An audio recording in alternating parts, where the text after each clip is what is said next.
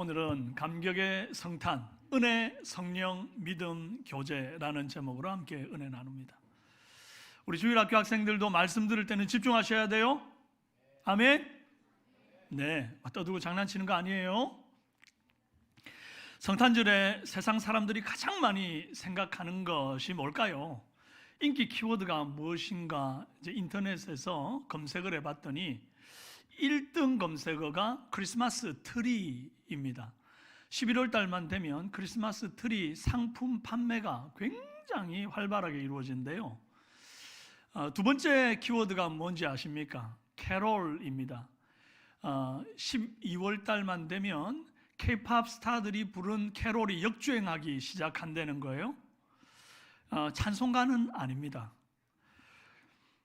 이제 그 다음으로 인기 키워드가 뭔고 하니까 사진, 카페, 친구, 케이크, 커피, 파티, 이벤트, 데이트입니다. 예수님은 순위에 없습니다. 이런 인기 키워드와 예수님 탄생이 도대체 무슨 상관이 있습니까? 우리 구주 예수님의 성육신 사건이 갖는 참된 의미와는 전혀 무관한 마케팅과 데이팅으로 점철되어 있는 이런 세속적인 크리스마스를 이제는 떠나야 합니다. 저는 날 위해 이 땅에 오신 우리 주님을 맞이하는 이 감격의 성탄 키워드가 은혜, 성령, 믿음, 교제여야 한다고 믿습니다. 함께 해볼까요? 은혜, 성령, 믿음, 교제. 네, 2024년 성탄절에 가장 먼저 생각해 봐야 할 키워드는 첫 번째로 은혜입니다. 25절에 마리아의 수태고지 사건이 나옵니다. 여섯째 달에 천사 가브리엘이 하나님의 보내심을 받아 그래요. 이 여섯째 달이라고 하는 시간 계산은 왜 나왔는가 하니까 마리아의 친족 엘리사벳이 세례 요한을 잉태한 그 개월 수가 이제 6개월 되던 때를 말하는 거예요. 가브리엘 천사가 처녀 마리아에게 나타나서 메시아를 수태할 것에 대해 고지합니다. 이때 천사가 한 첫 마디가 이거예요. 28절 은혜를 받은 자여 평안할지어다 주께서 너와 함께 하시도다. 뭘 받은 자여? 은혜를 받은 자여. 그래요. 마리아는 갑자기 눈앞에 천사가 막 나타나가지고 말을 거니까 너무 놀랬겠죠? 그런데 다음은 왜 이런 인사를 나한테 건네나 싶어서 두 번 놀랍니다. 심지어 무서웠어요. 근데 그 무서워하는 마음을 이 천사가 알았어요. 그러고는 이렇게 말합니다. 30절에 마리아여 무서워하지 말라. 네가 하나님께 은혜를 입었느니라. 뭘 입었느니라? 예, 방금 앞에서 은혜를 받은 자여 그랬는데 또 네가 은혜를 입었느니라. 이 두 번이나 거푸어 은혜 받았다 강조하고 있는 거예요. 그리고는 은혜 입은 이유를 31절에서 33절까지 설명합니다. 보라, 네가 잉태하여 아들을 낳으리니 그 이름을 예수라 하라. 그가 큰 자가 되고 지극히 높으시니 아들이라 일컬어질 것이요 주 하나님께서 그 조상 다윗의 왕위를 그에게 주시리니 영원히 야곱의 집을 왕으로 다스릴 것이며 그 나라가 무궁하리라. 이 말을 들은 마리아가 하도 황당해서 나는 남자를 알지 못하는 여자인데 어떻게 내가 아기를 가질 수 있습니까? 이렇게 대꾸를 하죠. 너무 황당한 거예요. 은혜를 받은 자여 평안할지어다. 너에게 금은 보화가 있을지어다 라든지 은혜를 받은 자여 평안할지어다. 네가 왕후로 간택되어 궁궐에서 살지어다. 뭐 이렇게 되면 대박, 은혜 주셔서 감사합니다. 바로 이런 반응이 나올 텐데 뜬금없이 아직 결혼도 안 했는데 잉태해서 아기를 낳는다 이런 소리를 하니까 이게 절대로 좋게 들릴 리가 없는 거예요. 아직 마리아는 약혼 상태에 있었어요. 혼인을 하지 않았습니다.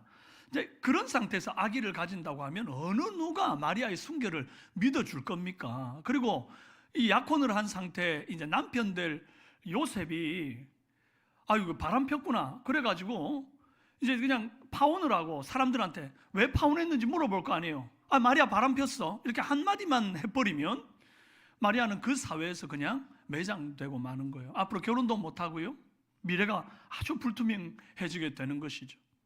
아니나 다를까 마태복음 1장 19절에 보면 그의 남편 요셉은 의로운 사람이라 그를 드러내지 아니하고 가만히 끊고자 하여 이 파혼하고자 했다는 것입니다. 그 남편 될 요셉은 마리아가 바람난 것으로 생각했다는 거예요. 물론 천사가 요셉에게도 나타나서 그거 아니다, 하나님의 성령으로 이렇게 되었다라고 정황을 설명해서 잘 해결되기는 합니다. 근데 어찌됐든 이것이 당장에는 마리아에게 은혜 받은 자로 여겨질 상황이 아니다 그 말이에요. 마리아에게 예수님 잉태한 이 사건이 언제쯤 은혜 받은 것으로 받아들여질 수 있었을까요? 예수님이 처음 딱 태어났을 때만 해도 헤롯의 칼을 피해서 많이 도망을 다니지 않습니까? 그때 뭐가 도대체 은혜 받은 것 같을까요? 또 심지어 나사렛 촌동네에 숨어서 지냅니다. 이 뭐가 은혜 받은 것 같아요? 예수님 십자가를 지시고 죽으실 때까지만 해도 마리아의 마음은 찢어집니다. 눈앞에 사형집행을 당하는 아들을 보는 마음이 뭐가 은혜롭습니까? 비통하죠. 그런데 예수님의 부활을 목격하고 승천을 목격하고 난 후에는 비로소 하나님의 아들을 잉태한 인류 역사에 유일하게 간택된 여인으로서 내가 은혜 받은 자였구나, 그때 비로소 마리아가 깊이 깨닫게 되는 것입니다. 그리고 그 모든 쉽지 않았던 지난 날들이 다 이게 은혜 받은 시간들이었구나 라고 알게 되는 것이죠. 여러분, 예수님의 어머니 마리아만 그런 게 아닙니다. 모든 신앙생활하는 성도의 삶이 다 이와 같습니다. 지금 당장에는 내 눈앞에 은혜 받은 것으로 해석되지 않는 너무나 많은 고난과 아픔들이 막 파도처럼 밀려온단 말이에요. 깊은 수렁에 빠진 것 같고 웅덩이에 빠진 것 같은 기가 막힌 상황 속에 빠져 있는, 왜 내 삶이 이런가, 예수 믿는데 왜 이렇게 안 풀리나, 도무지 은혜로 해석되지 않는 삶들이 지금 내 눈앞에 펼쳐져 있지만, 시간이 이렇게 지나고 나서 보면, 세월이 이렇게 지나고 나서 보면 그때는 이게 은혜였구나, 이게 은혜였구나 고백하게 되는 날이 오는 줄로 믿습니다. 서로 인사합시다. 모든 것이 주의 은혜입니다. 한 번 더요. 또 다른 분에게 시작. 네, 모든 것이 주님의 은혜입니다. 자, 다음으로 생각해 볼 키워드는 성령입니다. 주의 천사가 나타나서 마리아에게 수태고지를 할 때 한 말이 35절입니다. 천사가 대답하여 이르되 성령이 내게 임하시고 지극히 높으신 이의 능력이 너를 덮으시리니 이러므로 나실 바 거룩한 이는 하나님의 아들이라 일컬어지리라 그랬습니다. 여기 방금 성령이 내게 임하시고 이랬잖아요. 여러분, 이 말씀 대수롭게 넘길 말씀이 아닙니다. 말라기 선지자의 시대를 끝으로 400년 동안이나 하나님께서 침묵을 하셨습니다.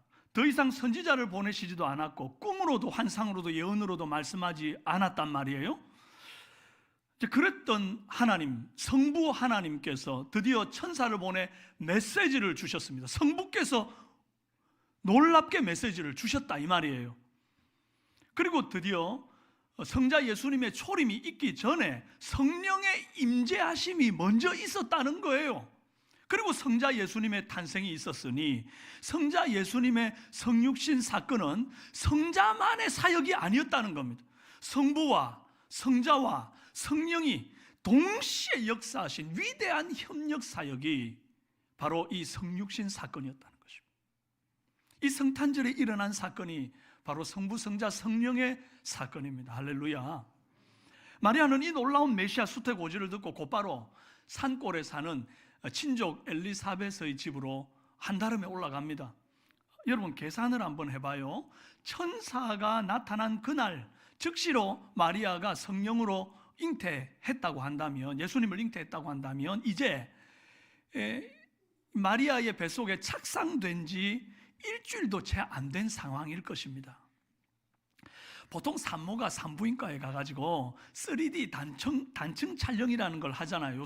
요즘 기술 좋으니까 애가 잘 있는가 이렇게 살펴보면 이 컬러풀하게 촥 애가 어떻게 자리를 잡고 있는지 막 모양이 다 나와요. 내가 볼 때는 이게 뭐 사람이 맞나 싶은데 아빠 닮았다 하고 엄마 닮았다 하고 막 이러잖아요, 여러분. 그럼 좋아가지고 막 어쩔 줄 모르잖아요. 근데 그걸 보려 그러면 적어도 3개월이 넘어가야 적어도 눈, 코, 입이라고 말할 수 있고 저게 손입니다라고 말할 수 있는 흔적들이 보인단 말이죠. 그런데 지금 마리아가 잉태한 예수님은 아직 일주일 남짓 될똥말똥한 이런 상황이라 아무리 빨리 갔어도 그런 상황이란 말이죠. 아니 그러니까 그 시기에는 거의 뭐 완두콩만 하다든지 혹처럼 보이는 것이 이제 정상적인 상태인데 아직 손발도 제대로 나오지 않은 그런 상태인데 이 시기에 엘리사벳을 찾아갔잖아요. 그런데 이 혹 같은 태아를 대하는 이 엘리사벳과 그 뱃속에 6개월 된 또 다른 태아 세례 요한의 반응이 너무나 놀랍더라는 거예요. 41절 43절 말씀에 엘리사벳이 마리아가 무난함을 들으매 아기가 복중에서 뛰노는지라. 엘리사벳이 성령의 충만함을 받아 큰 소리로 불러 이르되 여자 중에서 네가 복이 있으며 내 태중의 아이도 복이 있도다. 내 주의 어머니가 내게 나오니 이 어찌 된 일인가 이래요. 이제 갓 착상이 돼가지고 점 같고 혹 같은 그 태아를 향해서 뭐라고요? 내 주의 어머니가 어찌하여 내게 나왔는고? 야, 이건 놀라운 고백 아닙니까? 아직 배도 부르지 않은 마리아를 보고 내 주의 어머니라면서 그 뱃속에 있는 태아가 내 주님이라고 알아보는 역사가 일어났다는 거예요. 왜 그렇게 될 수 있었습니까? 어떻게 그 주님을 알아볼 수 있었습니까? 뱃속에 점 같은 태아가 내 주님이란 걸 어떻게 알아봐요? 바로 성령의 충만을 받았기 때문이다, 이렇게 말하고 있어요. 여러분, 성령은 예수 그리스도의 영입니다. 그래서 성령이 충만히 임하시니까 예수 그리스도가 비록 점 같고 혹 같은 그런 태아 상태에 있을지라도 그리스도의 영이 그리스도를 알아보는 게 당연한 것 아닙니까? 여러분, 예수님은 십자가에 달리신 청년 상태의 예수님도 내 주님이고 갓 태어나서 구유에 누워 계신 아기 예수님도 내 주님이고 뱃속에 있는 점 같은 혹 같은 태아 상태에 있는 예수님도 내 주님인 줄로 믿습니다. 이 점 같은 태아의 존재의 힘이 얼마나 대단한지 아십니까? 이 태아가 방문한 것만으로도 기쁨이 충만해가지고 엘리사벳의 뱃속에 6개월 되어 있는 세례 요한, 아직 그도 이제 손발 나오고 이제 사람 모양새를 갖추고 있는 태아 상태인데 이 세례 요한이 막 기뻐서 뛰어놀 정도입니다. 주님 왔다고. 여러분, 우리가 믿는 예수님이 이런 분이에요. 사실 마리아의 뱃속에 있는 예수님은 나를 위해서 아직 아무것도 해준 것이 없는 예수님 아닙니까? 뱃속에 있는데 우리를 위해 뭘 해줘요? 아무것도 해준 것 없는 예수님인데 그 예수님의 방문만으로도 감격적이어서 이렇게 기뻐 태아가 막 뛰어놀 정도라고 한다면 나를 위해 십자가에서 내 죄를 담당하시고 죽으시고 부활 승천하신 후에 성령으로 나를 찾아오신 그 예수님의 방문은 얼마나 더 감격스러울 거냐 이 말이에요. 그런 의미에서 저는 오늘 성령의 내주하심을 다른 표현으로 성령을 품었다 이렇게 말하고 싶습니다. 뭐라고요? 성령을 품었다. 여러분, 우리는 다 성령을 품은 자들입니다.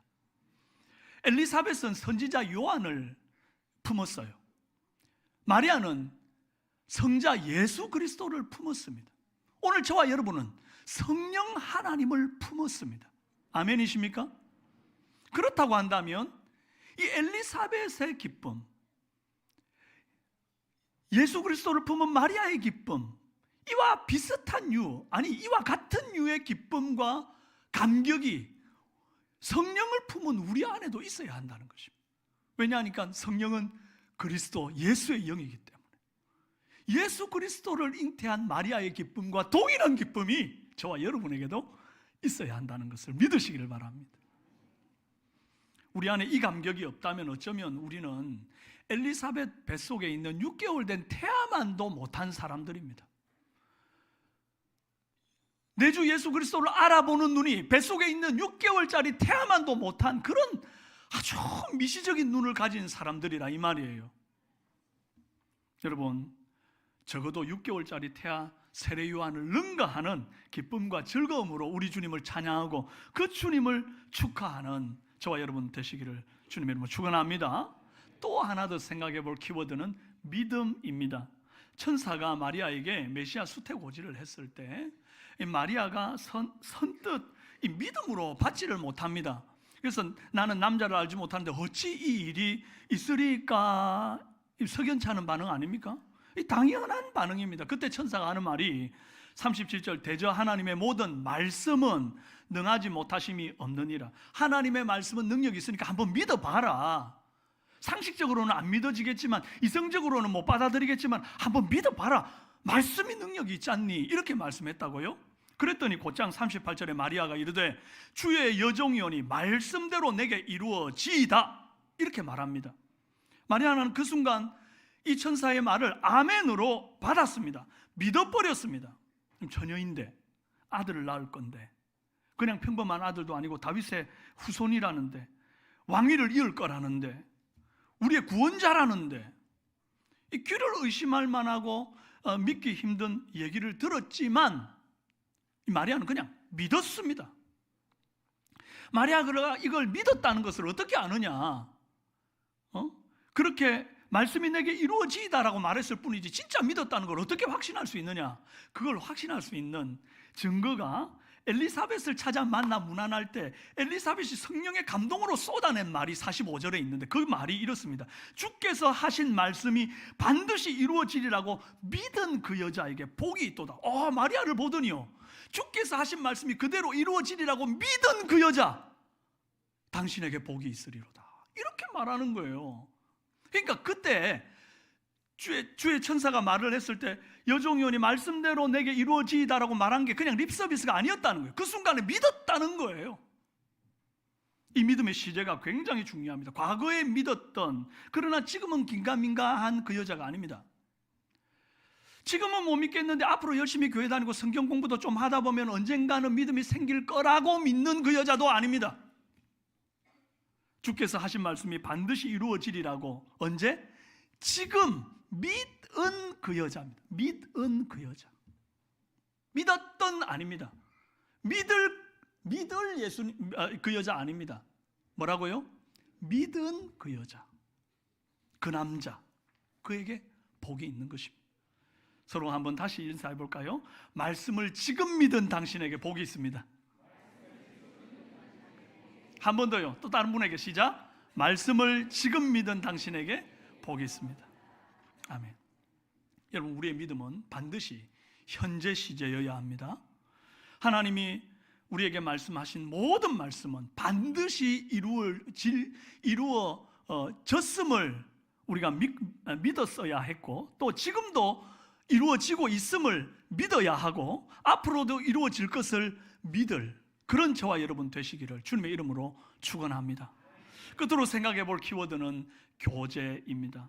마리아는 예수님을 품었다는 그 사실을 알고 곧장 엘리사벳을 찾아가서 성도의 교제를 나눕니다. 주 안에서 문안하며 찬양하는 3개월의 태교 시간을 보내요.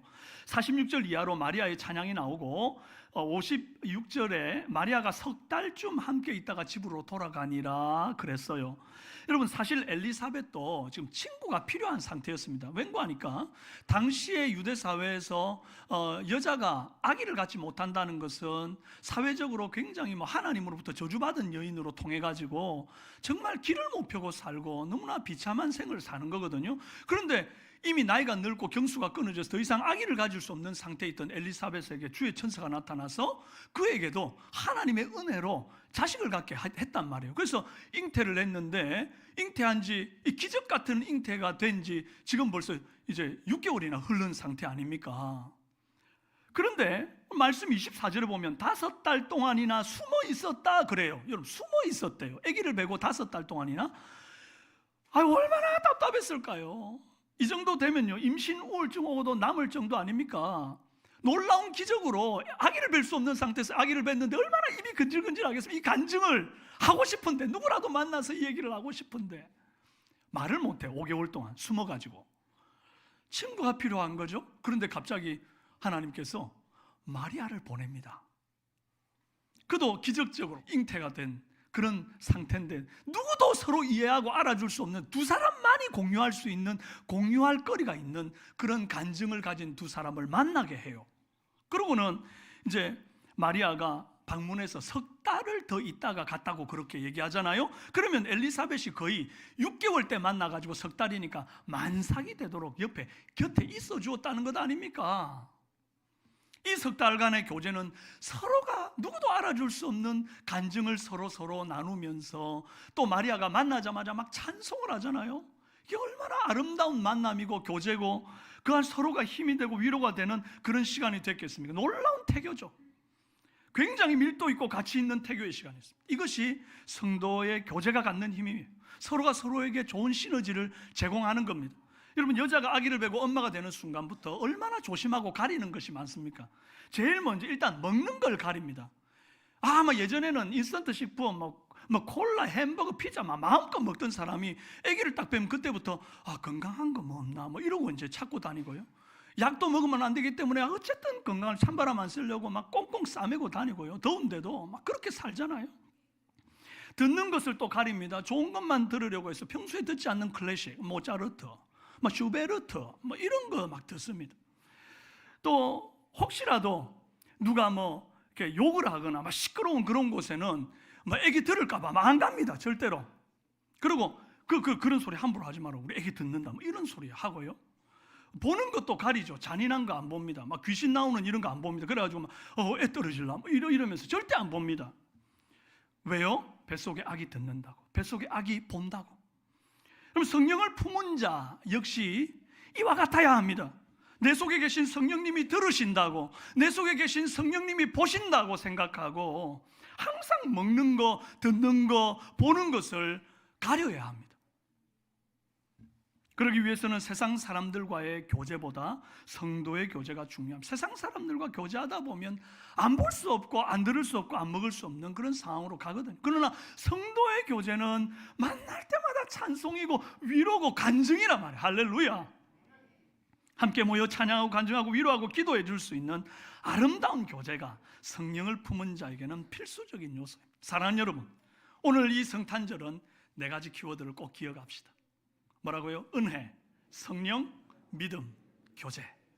당장에는 은혜 같지 않아도 세월 지나 돌아보면 모든 것이 주님의 은혜였음을 고백할 것입니다.